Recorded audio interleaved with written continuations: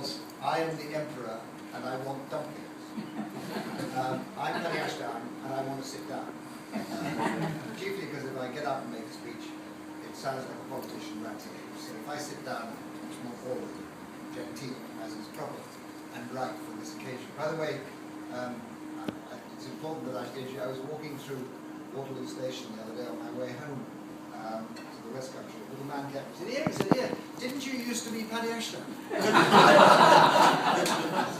don't know that I thought I had to at some stage, but the fact that you invited me here, my old friend Peter's invited me here, seems to indicate that I still am. And that is jolly reassuring for me. Please stand by for the next vote. Well, first of all, I haven't known Peter as long as Mike Boyce has, but I have known him a long time. I expect we go back 30, 35 years, I suppose, to the old Liberal Party, much beloved of single transfer vote, still so it's a great pleasure to be here with an old friend. I don't think you need to agree with everything in this book to recognise that Peter has made a really important contribution to a very vital and valuable current modern debate, and I'll explain to you why in just a moment. It was, I think, Oscar Wilde. When politicians say it was, I think, Oscar Wilde, they actually know perfectly well it wasn't. Can they? It's just come to your mind. Oscar Wilde once said, "In a democracy, the minority is always right." I have to say this statement has given me much comfort as a liberal. But the purpose of Peter's book, I think, is to say that in a democracy, the minority is always important, and you ignore them at your peril. Now, that is not to say, Elizabeth and I disagree about the Scottish referendum, by the way, for reasons we might get into. That is not to say that a majoritarian system will not from time to time have an important part to play in a democratic process. But it is to say that the absolute dependence, which by the way I think is breaking, on an absolute majoritarian system is no longer enough for democracy. I don't just mean democracy in countries like, if I said my beloved Bosnia and Herzegovina, it obviously is important for those countries emerging from conflict, especially conflict of a divided nature, ethnic, tribal, religious, or whatever sort.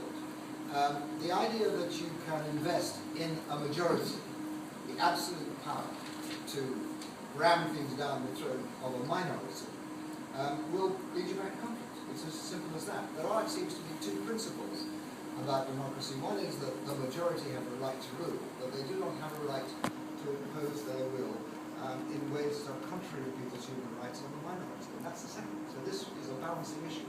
It is important in Bosnia and Herzegovina. It's important in Northern Ireland.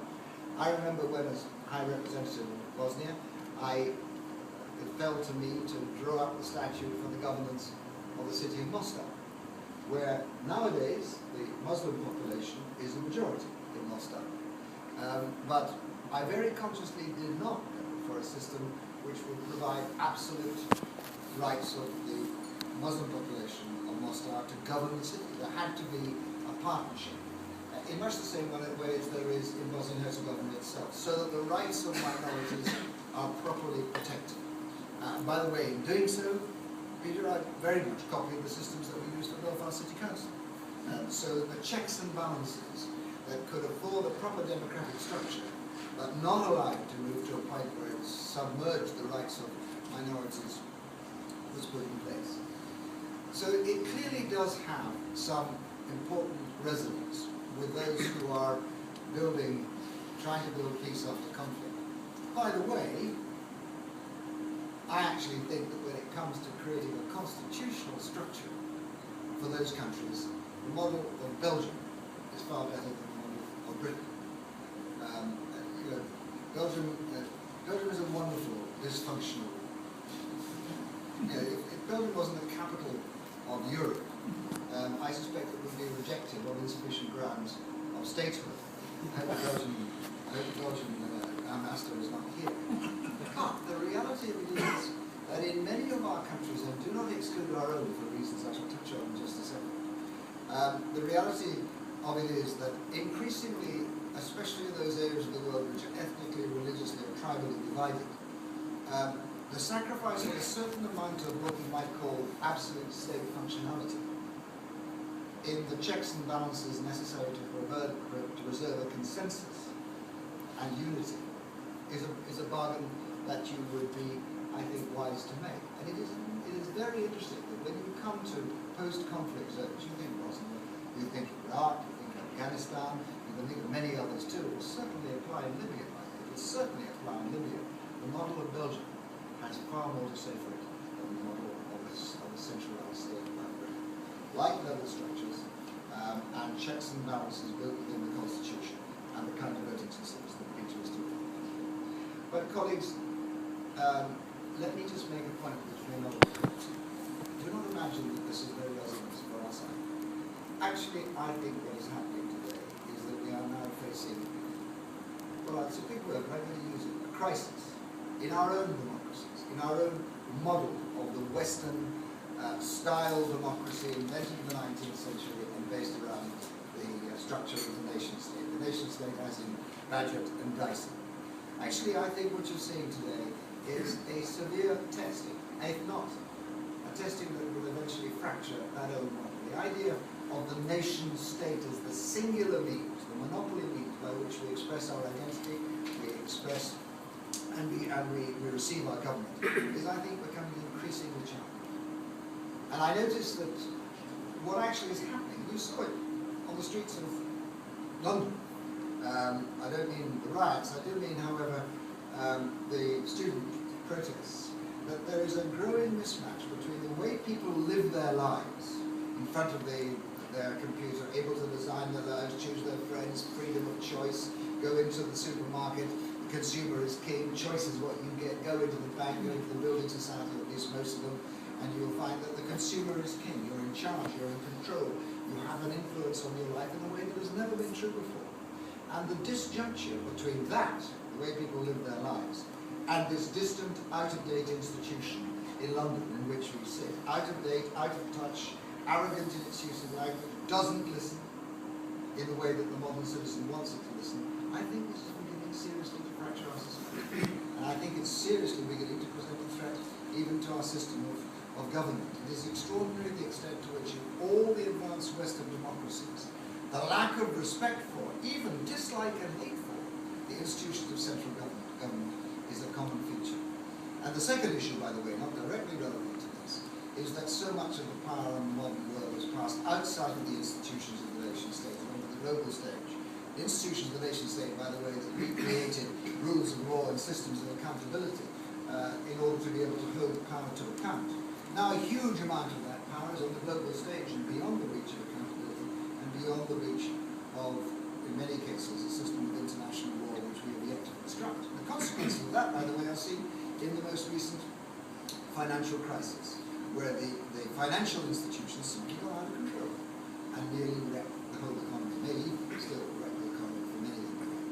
I think the classic of the nation state is now under a great deal of pressure, and if you want to revivify our democracy, and I think you should, then you have to think of a number of things. One of these, in my view, is the resettlement of the power of the nation state. Some above the supranational institutions, of which Europe is a not particularly good example, as it happens, the world's first operating testbed of the supranational institution. But a huge amount of the power that Westminster has to be now settled in intermediary institutions closer to the citizen. And the only way you will reconnect politics and democracy with people is by placing power, having the courage to place power closer to people within their own communities. I would have personally liked to see this wretched institution across the way deal with those things that are only national. Our national defence, our national foreign policy, our national economic, national planning for our transport systems, if you wish. But all of those services that touch on the ordinary citizen, our health, our education, our welfare, ought to be, in my view, closer to the citizen in intermediary institutions. And it is the creation of intermediary institutions between the citizen and the state or anything else that will make sense of our democracy. And the essential second part of that is that just as we have a pluralism in our economy, we also need a pluralism in our democratic and electoral systems. And I think it's perfectly proper and right that we should do. Electoral systems perform different functions according to what the institutions are. And we are beginning to see that built up. The idea that there was a singular form of election in Britain is already there. There's a form of election for Westminster, but a different one for Scotland, a different one for Wales, and a different one for the European Parliament. And I think the growth of pluralistic electoral systems, so that the electoral system you have, for instance, within your community to make decisions about the delivery of your health service, may not be the same as the one that you use to elect your Parliament, your member of Parliament to Westminster. And I think that would create a thoroughly healthy kind of democracy.